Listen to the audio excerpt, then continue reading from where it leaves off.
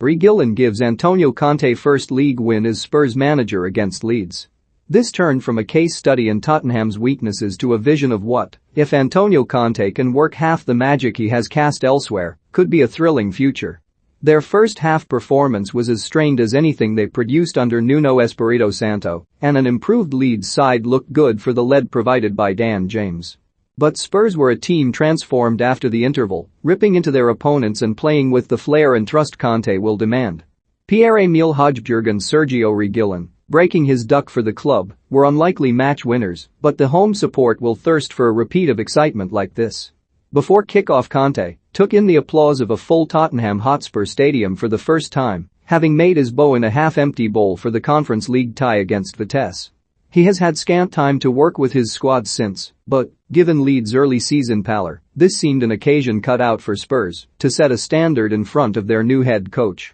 The visitors were already troubled by injuries before Rodrigo and the Il Rafinha were ruled out of the trip south. The latest upheaval meant Joe Gelhardt started up front for the first time, while Calvin Phillips dropped back to anchor their defense. If that sounded advantageous in theory, the reality quickly proved starkly different. Spurs were booed off at halftime and Leeds, far superior at that point, thoroughly deserved their lead. They had barely given Tottenham a kick in the opening 15 minutes before weathering what passed for home pressure and coming on strong again. This was a convincing version of their best work under Marcelo Bielsa, full of positional rotation, quick thought and sharp running. A lack of clear chances bred a nagging sense they would lack cutting edge, but, just before the interval, James disabused any one of those concerns. The goal stemmed from a feat of persistence and quality from Jack Harrison, who received possession on the left flank before showing too much pace and strength for Emerson Royal. Having created the chance to cross, precision was now required. Harrison provided it with a pinpoint low delivery and James, hurtling into the 6-yard box, converted for the first time since his summer move from Manchester United. Tottenham had been sluggish, tentative and unambitious in their execution. Although they improved slightly after Leeds' early whirlwind, in which Phillips saw a free kick saved by Hugo Lloris and Stuart Dallas drilled just wide, their bearings were awry at both ends.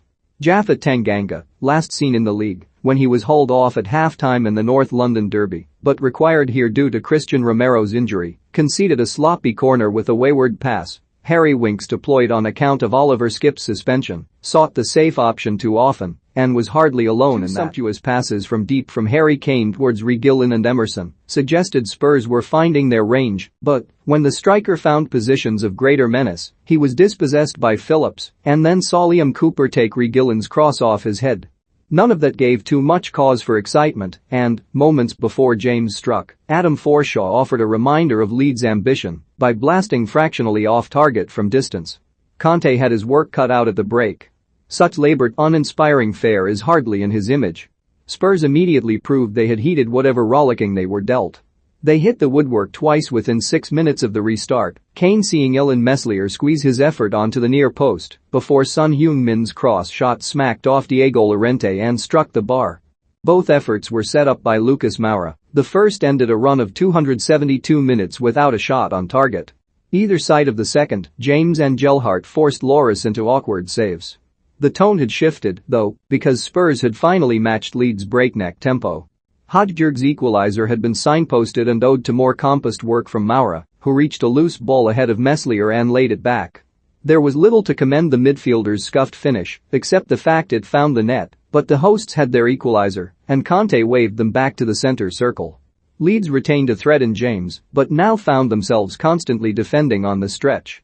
Soon after Meslier had saved from Ben Davies, one such act of desperation saw Cooper fell Moura, almost unplayable since half-time. Inside the D. Eric Dyer's free kick, flicked off Pascal Struijk in the middle of the wall, wrong-footing Meslier and bouncing off his left upright.